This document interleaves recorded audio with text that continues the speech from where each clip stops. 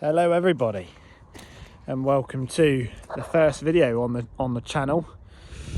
The channel being called the Arable Farmer's Diary, and yeah, we're here in a field of KWS Zyatt winter wheat, drilled on 12th, 13th of October, somewhere around that date.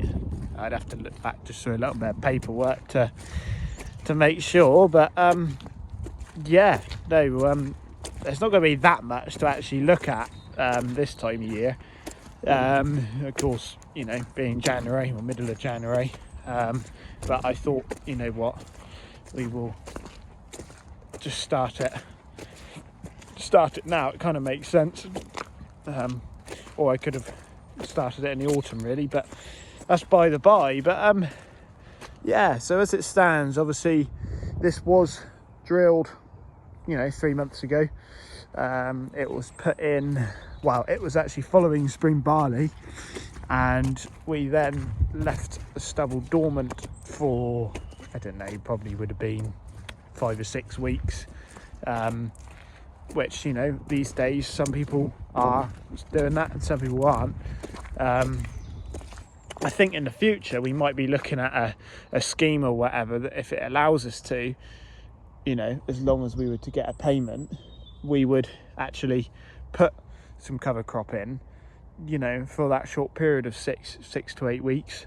You know, could be very beneficial, but of course, you know, you want a payment really just to cover the cost of the seed. Otherwise things get very, very expensive for a crop that is relatively young in the ground. But yeah, no, there's just a few things really that I'm going to talk about today, or, you know, although it's not going to be loads. But yeah, what was I saying? So I was saying, obviously it was put in behind spring barley, so this is the first wheat. So I suspect next season it'll be a second wheat, and then it'll be due a break. Normally we wouldn't grow sort of 3 or 4 years in a row a cereal, and in fact next season, so autumn 2026, it would be due either beans or rape, but because, you know, we've got some relatively new ground or whatever, we are trying to sort of block it into sensible blocks. So, you know, we've got a couple of fields, or a field should I say, a 10-hectare field that's actually in third wheat, which is basically unheard of down in Dorset where we are. But, you know, it is the cash crop really, isn't it, to grow? So I guess, you know, it's going to make more sense with fuel and probably chemicals to have it in a block rather than having one outstanding field of rape miles away from, you know, the rest of the block. But yeah, this is you know, the journey that you guys are going to be on with me through this channel, hopefully.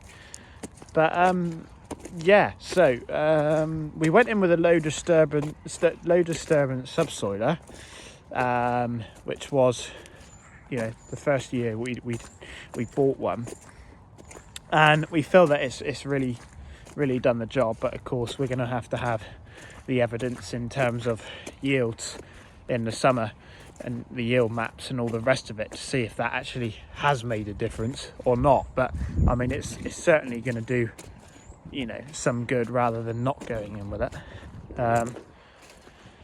Yeah, so we went in with that, which then we followed with our new Vardestad set of discs, which this is all gear that you'll see going forward, you know, that I plan to show you some in-cab footage, some out-of-cab footage as well. And, you know, I think I'm going to start with monthly updates, but I guess as the season unfolds and the popularity on this channel hopefully grows, that, you know, we might be able to see a bit more gear in the open or whatever. So yeah, that's sort of what we've done in this field. Gone in with the discs after the low disturbance subsoiler, and then after that we went in with our Amazon Cayenne, which is a 6-meter drill, twin hopper, and we put a dosing of slug pellets down at 5 kilo a hectare out here, which, you know, maybe not everyone bothered with this season because it was so dry, but we were kind of glad we did, because once we got our last bit of wheat in the ground, which was sort of October the 18th, something like that, the rain did come thick and fast for, you know, probably 3 or 4 weeks. So much so that our winter beans actually ended up going in November the 23rd, which, depending on where you are, you know, that's fairly late for us. But yeah, we'll have a bit of a look at the crop. So we're just on the Headland tram line. We've had a lot of rain actually. I couldn't tell you mil. I need to get our rain gauge set back up. But the ground, it hasn't capped off. It hasn't capped off, but I don't think it'd be that far away. But yeah, you can obviously see there's still a little bit of trash on the surface from where we went through, and you know, we didn't do deep cultivations. We were probably going in about 10 inches, I suspect, with the Grange subsoiler, and then a very shallow pass with a disc at sort of 12 or 14 k, and just, you know, just making it, just working it a little bit, going on the angle, just giving ourselves a little bit tilth. But yeah, the wheat itself, this stuff out here, it's had the pre-emergence, so Luxigard Opti, so that would have gone on at sort of 2 litres a hectare, I think. And then we went in with a pass for aphicide, a chemical called Clean Crop Argent. And actually, there's 2 types. The first type is one that you'd use sort of earlier on in the season, probably around October. A lot of people would use it on winter barley, where the days are, you know, still slightly longer than what they would be at the end of October. And then there's another chemical very, very similar, which I can't remember the name of, Clean Crop something else, which would normally be the one that you'd use on the second application, and some boys are even on the third application, you know, in the autumn spraying program. The second application basically was there as a preventative, whereas I feel like the first application, it was genuinely necessary. So this is where the whole equation of are we reactive or proactive comes into the situation. So yeah, that was the situation. So that had, it went on at, I think 50 mil a hectare, something absolutely tiny, but we sprayed it at 200 litres a hectare of water just for coverage, and we obviously did that with the pre-emergence as well, just so it's got that coverage, which is so important for the uptake of pre-emergence. Obviously we managed to actually get on, because it was so dry, and roll most of our wheat ground.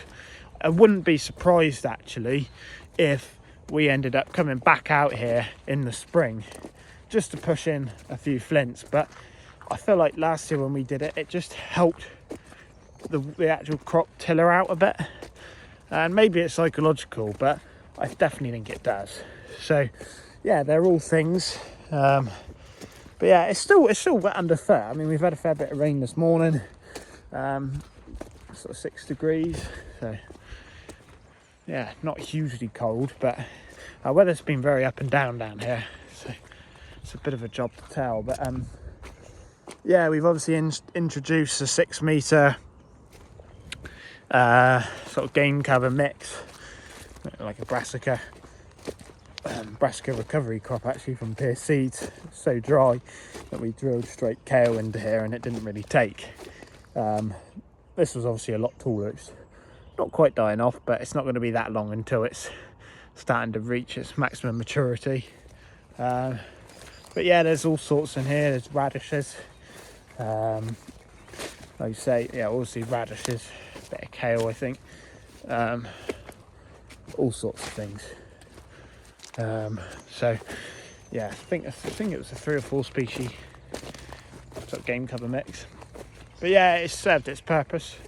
It's right next to a cover, so kind of makes sense, but it works well. It's quite efficient. Just gives you a little bit of room as well. Obviously, if you need to get down, we've got grass fields down this way, so it just gives you a little bit of room to manoeuvre through here, and obviously very good for the pheasants, although it's a pretty narrow you know, this isn't one of the biggest canopies that we shoot from, so you know, something like this just helps them hold there a little bit. But yeah, no, so anyway, I'm gonna sort of go on now. I'm not aiming to do hugely long videos, just something that's going to be enough for you guys to digest, hopefully. But yeah, I will be back. Well, I might be back in sort of a week's time, because I plan to at some point actually get on the bean ground and have a little look at that. Very low input beans, very good in the system. Last year they didn't yield particularly well, but we will see. We'll see what happens. So yeah, thank you very much for watching.